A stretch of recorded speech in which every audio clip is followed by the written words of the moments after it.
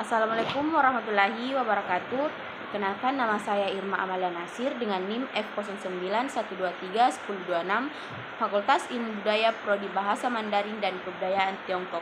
Di sini saya akan melakukan riset tentang kebudayaan Cina di Indonesia. Jadi saya mengambil judul itu tentang inovasi kuliner peranakan Chinese Indonesia. Pendahuluan, masakan Tionghoa peranakan adalah hidangan campuran berbagai macam budaya yang juga memiliki identitas tersendiri. Terlihat jelas dalam masakan peranakan sampai sekarang. Ini merupakan jenis perpaduan masakan yang sesungguhnya. Masakan pedas Melayu Indonesia, Thai dengan percampuran bumbu-bumbu Eropa dengan cara memasak ala Chinese. Kue yang lezat juga tidak lepas dari hidangan nyonya. Pada mulanya, leluhur kaum Tionghoa peranakan datang dari Tiongkok, diduga sudah mencoba makanan lokal namun tidak cocok dengan seleranya.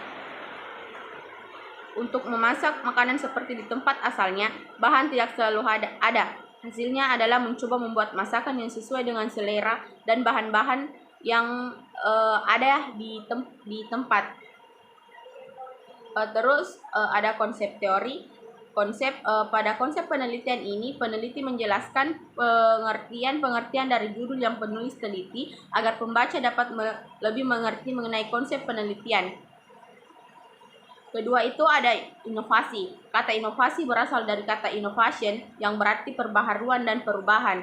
Kata kerja innova yang artinya memperbaharui dan mengubah. Inovasi dapat diartikan sebagai proses atau hasil penggabungan, pengembangan dan pemanfaatan atau mobilisasi pengetahuan, keterampilan termasuk keterampilan teknologis dan pengalaman untuk menciptakan produk, barang atau jasa, proses dan sistem baru yang memberikan nilai yang berarti atau secara signifikan, terutama ekonomi dan sosial. Terus ada masakan peranakan Chinese Indonesia. Sepanjang sejarah, Indonesia dikenal sebagai negara maritim yang multikultural akibat hubungan dagang antar bahasa seperti Eropa, Tiongkok, Arab dan lain-lain. Hal ini mendorong Indonesia untuk mengembangkan budayanya sendiri dengan pengaruh budaya lainnya. Salah satunya budaya yang mempengaruhi Indonesia adalah budaya Tionghoa yang bercampur dengan budaya lokal dan disebut dengan budaya Tionghoa peranakan. Asal mulanya berawal dari hubungan dagang antar Indonesia dengan Tiongkok, berbentuk sejak abad-abad yang lalu. Mengetahui hubungan dagang, banyak orang Tionghoa kemudian menetap dan memiliki keturunan dari perempuan setempat yang lahir di beberapa bagian Indonesia dan disebut sebagai Tionghoa peranakan. Adapun teori gastronomi. Teori gastronomi yang digunakan dalam penelitian ini adalah teori gastronomi. Definisi gastronomi adalah buku European Gastronomy into the 21 country Giselle mengungkapkan bahwa gastronomi adalah sebuah seni dan ilmu tentang bagaimana cara makan yang baik, walaupun pada saat ini telah merambah pada konteks yang lebih luas, yaitu mencangkup semua studi atau ilmu tentang asal-usul dan tradisi dari masakan dan minuman dari segi ekonomi, sosial, dan fotografi. Selanjutnya ada metode jenis penelitian. Yang digunakan di sini adalah jenis penelitian deskriptif kualitatif. Dalam penelitian ini memakai rancangan penelitian pengembangan sekali dipakai dan dikembangkan oleh para penulis, di mana peneliti pengembangan dapat menjadi penghubung antara penelitian dasar dan penelitian terapan, dan dapat diartikan juga sebagai proses untuk pengembangan suatu produk atau penyempurnaan produk yang telah ada.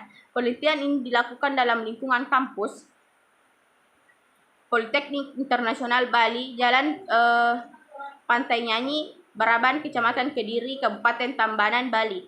Dan dalam penelitian ini, peneliti mengungkapkan masakan peranakan Chinese Indonesia sebagai objek yang mana sudah banyak ada, namun masakan jenis ini sehingga bisa memberikan pembaharuan pada masakan peranakan Chinese dan juga mendorong pemanfaatan bahan-bahan makanan lokal Indonesia.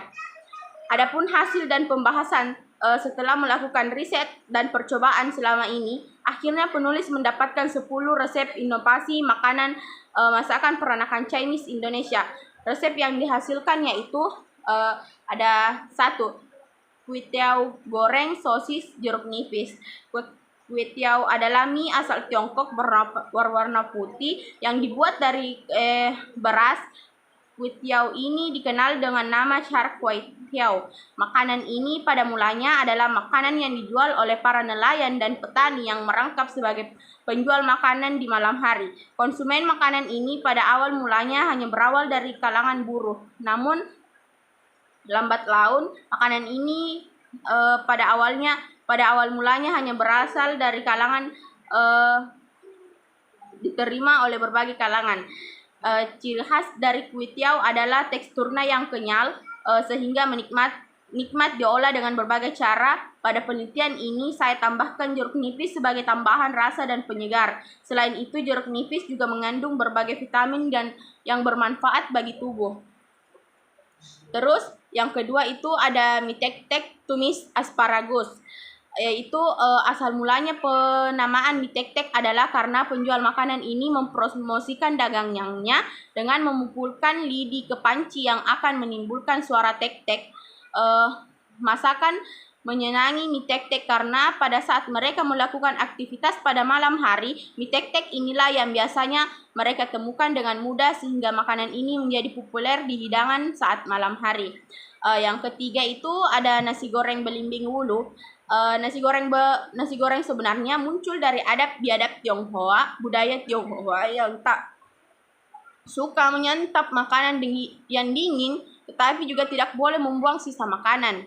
Karena filosofi tersebut, nasi yang sudah dingin dari semalam diolah kembali menjadi nasi goreng. Pada menu ini, saya memanfaatkan belimbing wulu untuk mengandung berbagai nutrisi. Yang keempat itu ada ayam saus mentega jeruk nipis. Sejatinya ayam saus mentega adalah masakan peranakan Belanda di Indonesia. Salah satu indikatornya adalah awal masakan ini memakai mentega dan saus Inggris. Namun dalam perkembangannya masakan dipopulerkan oleh koki-koki keturunan Tionghoa. Pada hidangan ini menambahkan jeruk nipis sebagai bahan campuran utama yang memiliki rasa menyegarkan yang mampu menetralisir aroma amis pada daging ayam dan juga mengandung berbagai nutrisi. Yang kelima itu ada sop tahu Bali. Sop tahu adalah salah satu jenis makanan yang berasal dari Tiongkok. Sopo tahu awalnya dikenal sebagai masakan bagi vegetarian karena pada awalnya bahan-bahan hanya menggunakan sayuran dan rempah-rempah. Namun pada perkembangannya ayam, udang, daging dimasukkan ke dalam makanan ini. Nama sopo berasal dari penggunaan panci yang biasa disebut sapo atau clay pot yang digunakan untuk memasak hidangan ini. Pada hidangan ini, saya menggunakan tahu produksi lokal sebagai pengganti tofu. Tahu khas Bali memiliki tekstur padat yang khas dan rasa yang nikmat sehingga cocok diaplikasikan pada masakan ini. Yang keenam itu ada Szechuan. Masakan Szechuan dikenal dalam kuliner Tiongkok sebagai salah satu jenis masakan yang memiliki banyak kombinasi rasa seperti rasa pedas, asam, asin, dan manis. Bumbu penting pada masakan jenis ini adalah cabai merah. Masakan Szechuan umumnya berasal dari kota Chengdu dan Chongqing. Pada menu ini, saya memanfaatkan pare yang selama ini pemanfaatannya masih terbatas. Rasa bumbu Szechuan yang kuat serasi bila dipadukan pada rasa pare yang agak sedikit pahit.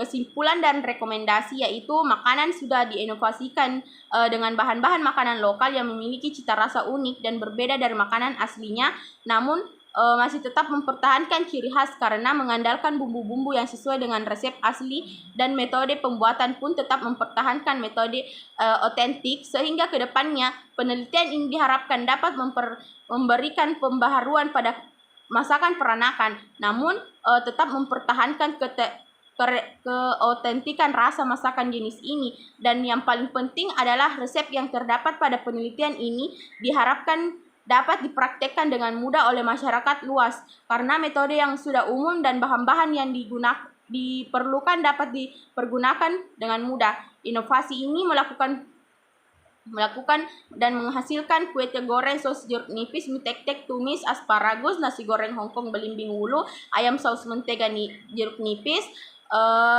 sopo tahu Bali, cesusan. Dari data uji hedonik tersebut, 7 makanan ini disimpulkan bahwa para penulis menyukai modifikasi makanan Indonesia, masakan peranakan Chinese. Sebenarnya di Indonesia memiliki beragam makanan yang beragam dan bernilai nutrisi tinggi, namun dibutuhkan kesadaran masyarakat, khususnya anak-anak, anak muda tentang bagaimana cara mengolah makanan tersebut agar bahan-bahan makanan khas Indonesia dapat dimanfaatkan oleh lebih lanjut dan beragam. Dengan adanya penelitian ini, masyarakat akan berpacu untuk mengeluarkan ide kreativitas mereka mengolah makanan dan Indonesia menjadi masakan peranakan Chinese di Indonesia. Baik, mungkin itu saja yang bisa saya jelaskan. Lebih dan kurangnya mohon dimaafkan. Assalamualaikum warahmatullahi wabarakatuh.